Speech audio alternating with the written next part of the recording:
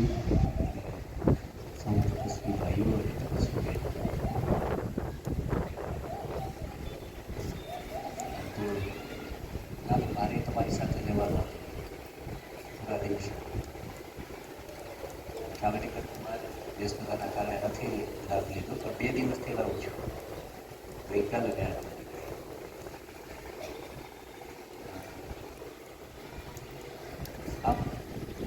આપણું શરીર એ શેનાથી બને? આપણું શરીર શેનાથી બનેલું છે? પંચતત્વથી. પંચતત્વમાં જરૂર શેની છે? પંચતત્વનું શું?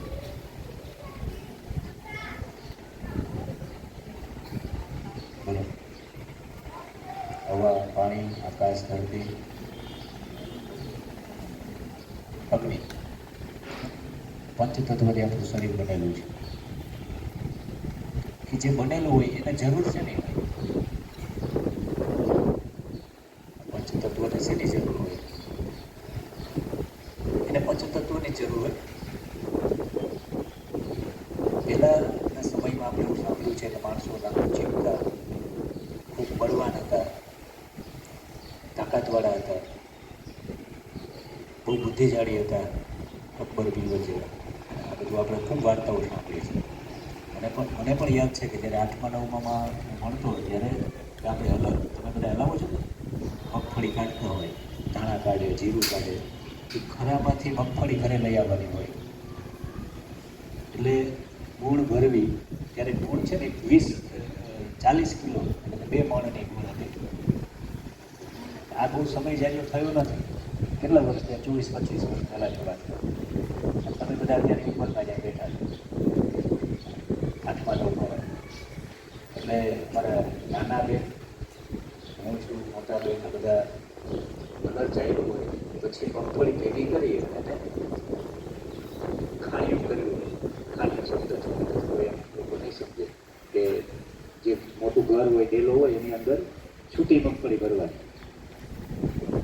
તો આમાં ખાણિયામાં ક્યાંથી મગફળી તો ભરવાનું, ગાડું ભરવાનું, ત્યાં ટ્રેક્ટર નહોતા. પછી એ ગાડામાં ખાણિયામાં મગફળી લઈ જવા. હું તમારી જેવડો હતો ત્યારે એ 40 કિલો સહજ રીતે ઉપાડીને ઘા કરતો. આજે નથી થતું, સમજે? હવે આજની તારીખે તો એ ભરતી પણ ઓછી થઈ ગઈ. કેટલી? 30 કિલો, 32 કિલો, 35. કે ભરતી કેટલી ગુણી, કેટલા કિલોની ભરતી છે? તમે સાંભળતા હશો, તમારી ઘરે મગફળી થાય ત્યારે 40-42 કિલોની ભરતી હતી. તો આમ સમય જેમ ચાલતો જાય છે એમ બૌદ્ધિક ક્ષમતાઓ વધતી જાય છે. આપણી માનસિક જે વિચારોની તાકાત જે છે એ ખૂબ વધતી જાય છે. પણ જ્યાં પંચતત્વોથી આપણું શરીર નિર્માણ થાય છે, પંચધાતુથી, એમાં આપણું પેટ એનો બહુ મોટો રોલ છે.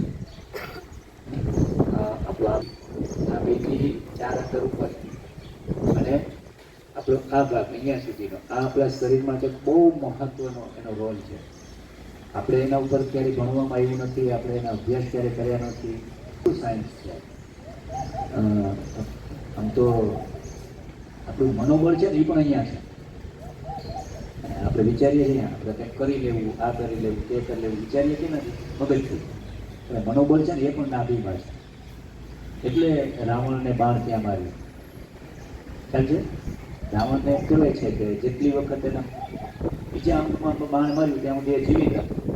જેવું નાભીમાં બાણ માર્યું ત્યારે તો એનું મનોબળ, એની તાકાત, એ કોન્ફિડન્ટ એ ક્યાં છે?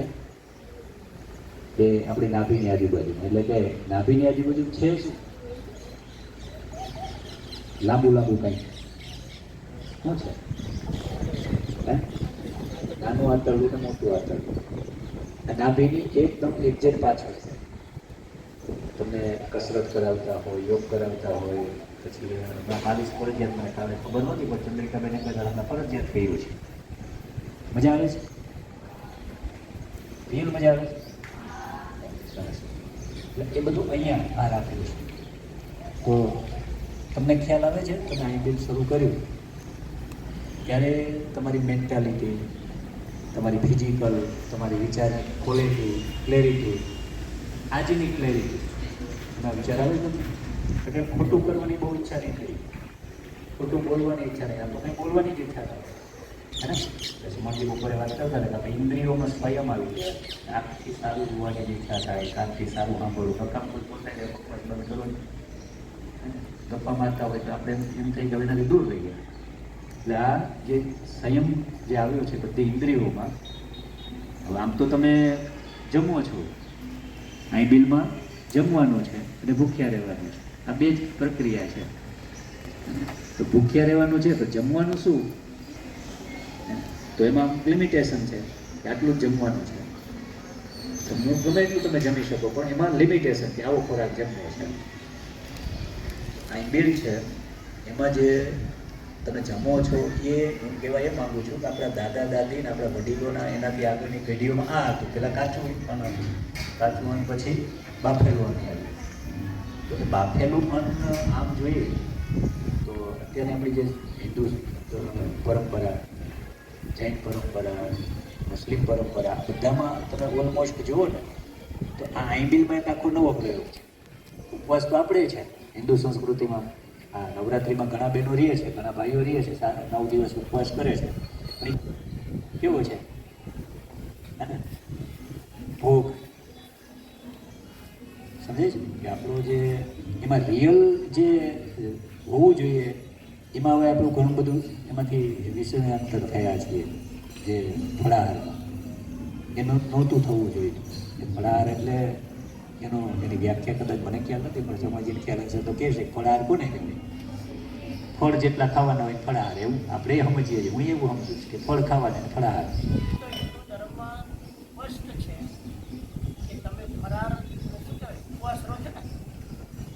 ઉપવાસ તો તમે કરતા જ નથી, પેલા તો નામ જ ઉપવાસ કરવું પણ તમે જે કરો છો વ્રત હિન્દુ પરંપરામાં હમણાં રામનવમીનો તો એમાં ફરારમાં કેટલું ખાવાનું ખબર છે? તુલસીના પાંદડા ઉપર ટકે. હવે તો કેળાના પાંદડા ઉપર રહે ખાઈ. તુલસીનું પાંદડું કેટલું મોટું થઈ ગયું, હવે કેળા તોય આપણે આખો દિવસ ખાવાનું. હું જ્યારે નાનો હતો ને ત્યારે નાગપાંચમ હવે અમે ગામડામાં જતા ત્યારે જેમ તો ખબર જ નથી, એ તો બધા હિન્દુ નાગપાંચમ રહેતા. મમ્મીએ કીધું નાગપાંચમ રહેવાનું. નાગપાંચમ શું હોય? તમે શું તો કે એમાં આવું બધું ખાવાનું, શું ખાવાનું લઈશ પણ મેં તો રોજ કરી ફ્રૂટ ખાવાનું ને દૂધ પીવાનું ને ચાય પીવી શપથ દિવસમાં જેટલી વાર પીવી હોય એટલી, લાડવા ખાવાના. મેં કીધું આ તો મને તો અમને તો મળશે. એટલે આ એકચુઅલી ફરાર છે આપણે ખોટું આટલું તો આખો દિવસ ખાતા રાખી તમારે ખબર જ છે આખો દિવસ ખાવાનું. આઈપીએલમાં તો એક જ ટાઈમ ડિસિપ્લિન કેટલું ભૂલથી પણ ખાઈ લીધું તો બરાબર તૂટે. આ ભારતભાઈ ભૂલથી હવે પાણી પી લીધું નોર્મલ તો આઈપીએલ ના ગણાય. આટલું સ્ટ્રિક્ટ છે ડિસિપ્લિન. એટલે અહીંયા આખી આ જે સિસ્ટમ છે એ બહુ ખરેખર સમજવા જેવી છે. અને આ સિસ્ટમ તમે 1 દિવસ નહીં, 2 દિવસ, 3 દિવસ અને 9 દિવસ સુધી કરો છો ત્યારે આ જે છે ને એ બહુ ક્લિયર થાય છે. તો જે મહત્ત્વનો જે પાર્ટ છે, નાનું આંતરડું, મોટું આંતરડું, એમાં જે શુદ્ધિ થવી જોઈએ. તમે પાણીનો પાઇપ હોય એ પાણીના પાઇપમાં પાણી તો સતત વહે છે ને, છતાં એની અંદર તમે આમ આમ આમ આંગળીથી કરો એટલે અંદરથી શું નીકળે? લોખંડનો પાઇપ હોય તો કાચ નીકળે, પ્લાસ્ટિક હોય તો ડસ્ટ નીકળે, એમાં જામી જાય. તો પાણી તો વહે છે તો એ તો એમાં સફાઈ રહેવી જોઈએ કે નહીં? એને કેટલું પ્રેશરથી આપતું હોય? આપણે આમ તમે ઘણી બધા પાણી હવારે છાંટો છે, કેટલું પ્રેશરથી આવે? તમે આમ કરો તો કેટલી સુધી પાણી જાય છે? તો એની અંદર ખરેખર કંઈ ચોંટવું જોઈએ, ડસ્ટ ચોંટવી ન જોઈએ. એ તો પાઇપમાં ફાસ્ટ પાણી જાય છે.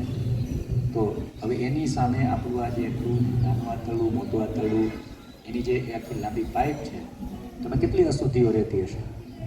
અને અશુદ્ધિઓના કારણે આપણે જે કંઈ એવું કહેવાય છે આયુર્વેદમાં કે જે માણસ બીમાર થાય 99% બીમારી છે ને એ પેટના કારણે થાય છે. વાત થવો, માથું દુખવું, શરીરમાં જકડાઈ જવું, આમ નામ લઈ લો. વામાં ઘણા બધા પ્રકારના વા છે. તાવ છે એમાંય જુદા જુદા પ્રકારના તાવ છે, તો એ પેટના કારણે થાય છે. તો આ તમે જે પ્રોસેસ કરી છે એ પ્રોસેસ તમારા આખી ક્લિનિંગ કરી છે. તમે તમારી ગાડી આપણે સર્વિસ સ્ટેશનમાં જાય કે નવી ગાડી સર્વિસ થઈને આવે, અને તમે 9 દિવસમાં આખું ક્લિનિંગ કર્યું છે. તમારા આ જે આંતરડાનું છે એનું શુદ્ધિકરણ કર્યું છે. એટલે આ માટે આવડી ઉંમરે આ કરવું અઘરું છે. અને આનંદ એ છે કે ફાસ્ટ ફૂડ, કુરકુરિયા, વેફર, ચટાકા બટાકા, પાણીપુરી કે આવું જ આપણે એ હોય એટલે આપણે બીજું કાંઈ ના જોઈએ. એવા સમયે તમે આટલા દિવસ આ કરો છો એ બહુ મોટી વાત છે. અને આ કોઈ તમારા આગલા પુણ્ય હશે કે તમે આ કરી શકો છો. અને નહીંતર અહીંયા આપણે 400 જણા છીએ. કેટલા છીએ? 400 જણા છીએ. એટલે કે આગળના કોઈ પુણ્ય હશે કે તમે આવું તપ કરી શકો છો. એટલે ખાસ તો મારે તમને એ કહેવું છે કે તમે આ તપ વિશેની તમને જે અનુભૂતિઓ હોય એ નોંધજો. અને કે આજથી 8-10 દિવસ પહેલાં તમારું માનસ કેવું હતું, આજે તમારું માનસ કેવું છે, વ્રત કેવું હોવું જોઈએ, વ્રતમાં શું ખાવું જોઈએ, શું પીવું જોઈએ. હવે તો તમે જીવન પર્યંત ક્યાંક ને ક્યાંક તમે રહેવાના છો, કંઈક વ્રત કરવાના છો. તો હવે તમે તમારા માટે કેવું વ્રત કરશો? ચાલો દાખલા તરીકે તમે ઘરે જુઓ બધા, અને તમને ઈચ્છા થઈ કે મારે આજે રામનવમી રહેવી છે, 11 રહેવી છે, તો તમે કેવી રીતે રહેશો? આપણી પરંપરા હાલે એવી રીતે કે તમે કંઈક અલગ રીતે? સમજે છે? જરૂરી નથી કે શું ત્યાં બધું હાલતું હોય, પણ તમે શું ઈચ્છો છો એ પણ તમે નોંધજો. કે હવે હું વ્રત કરીશ 1 દિવસ, વર્ષમાં 1 દિવસે રામનવમી રહેવી છે, 1 દિવસ 11 રહેવી, 11 કેવી રીતે રહેવી? અને એમાં આમાં જે વસ્તુ વપરાણી છે, તેલ નહીં, મીઠું નહીં, મરચું નહીં, કે જે કંઈ જેમાં તૈલી પદાર્થ હોય એવા પદાર્થો નહીં. તો આવી રીતે વ્રત કરજો, જેથી કરીને તમે વર્ષમાં 1 વખત કરો તો પણ તમારી એ શુદ્ધિ થાય છે. 2 વખત કરો તો પણ થાય. જ્યારે વ્રત કરવાનો ટાઈમ આવે ત્યારે આ રીતે તમે પણ તમારું પ્લાનિંગ કરજો. આ પણ એક તમે પ્રેરણા લેજો અહીંયાથી. ને ખાસ આટલા દિવસ સુધી જે લોકોએ તમારી માટે પ્રભાવના કરી છે, પ્રસાદી રૂપે એમણે મોકલ્યું છે, એ આજે જરૂરી નથી કેટલી કિંમતનું છે, પણ એનો જે ભાવ છે એ તમને એ તપસ્વી ગણે છે. એના મનમાં તમારા પ્રત્યેનો ભાવ કેવો છે? હવે જ્યાં છે ત્યાં જે લોકોએ અહીંયા તમારા માટે જે કંઈ પ્રસાદી મોકલી છે એ પ્રસાદી પ્રત્યેનો એનો ભાવ છે ને એ બહુ મોટો. તમારા કેટલાય બધા પાપોને એ ઘોડીને પી જાય એટલો એનો ભાવ છે. તમારા માટે કેટલી પ્રાર્થના કરે છે જ્યાં બેઠા છે ત્યાં. આપણાથી તો સહજ હાલતા ચાલતા કોઈને કોઈ જીવ હત્યા થતી હોય, અને આના માટે તમને આટલો બધો ભાવથી એ ભાવનાઓ મોકલી છે. એ માટે પણ તમારા પરિવાર વતી, માતા પિતા વતી, પુરુષાર્થ પરિવાર વતી, તપોવન પરિવાર વતી આપણે પણ પ્રાર્થના કરીએ કે જે લોકો એ તમને આ માટે પ્રેર્યા છે, ભાવના મોકલી છે, અને ખાસ તો 9 દિવસ સુધી આમાં ટકાવી રહીને આ ઓપરેશનથી હું એ જ કહેતો હતો. મને અંદાજ હતો કે 30-40 લોકો કદાચ ટકે એમ 9 દિવસ સુધી. પણ આટલા બધા 80-90 લોકો તમે ટકી રહ્યા એના માટે એ ખૂબ સારી વાત છે. તો રમણજી માટે જે લોકોએ ભાવ કર્યો છે એ માટે બધા માટે પ્રાર્થના કરીએ કે એમનો પણ નિરોગી રહે, મસ્ત રહે, લાંબુ જીવન જીવે, દીર્ઘાયુ રહે. એ માટે આપણે પણ પ્રાર્થના કરીએ. અને આપણે તપ કરીએ છીએ તો આપણે આપણી પ્રસાદી ત્યાં મોકલવી જોઈએ. પ્રસાદીમાં શું મોકલવું? આપણે એમના જે સ્વસ્થ રહે, મસ્ત રહે અને લાંબુ જીવન જીવે અને સમાજ માટે સારા કામો કરતા રહીએ, એવું આપણે પણ એક મનોમન પ્રાર્થના કરીએ, ભાવ કરીએ.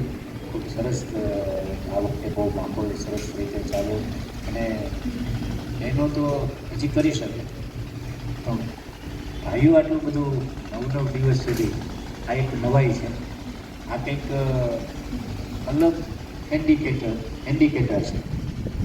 ક્લિયરથી ઇન્ડિકેશન કે ભાઈઓ આટલા દિવસ કરી શકે. એમાં સાયન્સ વાળાના તો હવે ફિઝિક્સ કેમેસ્ટ્રીમાં તેમને બધા નથી પડતા હે? અને એ પણ બી ખાધા પીધા વગર કેટલા છે સાયન્સ ભાઈઓ બહેનો? અચ્છા, good, very good. 12 arts commerce 11 12. અચ્છા, ભાઈઓ કોઈ નહીં?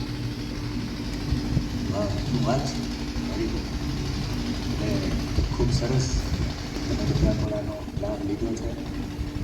અને આ રીતે જ્યારે તક મળે, જ્યારે મોકો મળે ત્યારે આપણી જાત ઉપર પ્રયોગ કરતા રહેવાના.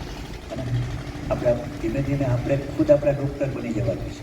આવતા સમયમાં આપણે MBBS કે MD પાસે જવાની જરૂર નથી. આમાંથી આ જ પ્રયોગ છે. આવા જ્યારે જ્યારે આપણી પર પ્રયોગ કરવાની તક મળે ને ત્યારે પ્રયોગ કરતો રહેવાનો છે. અને આગળ વધતા રહીએ. આ માટે ખૂબ પ્લેટફોર્મ આપણે આપ્યું છે રાજુભાઈએ. ભાણવડ જૈન સમાજે આટલા બધા લોકો માટે વ્યવસ્થા કરવી એ અઘરી છે. બહુ આનંદથી, બહુ પ્રેમથી, બહુ ભાવથી રાજુભાઈ અને ત્યાંની એમની ટીમ, મુકેશભાઈના ઘરેથી આવેલા બહેનો છે ત્યાં, આ બધા એને પણ ખૂબ મહેનત લીધી છે. તો આપણે એમના માટે પણ ભગવાનને પ્રાર્થના કરીએ. જે લોકોએ સહયોગ આપ્યો એ બધા માટે કે બધા સ્વસ્થ રહીએ, મસ્ત રહીએ, સારું જીવન જીવે અને સમાજની સેવા કરતા રહીએ એ ભાવ સાથે જય હિન્દ, જય હિન્દ, જય હિન્દ.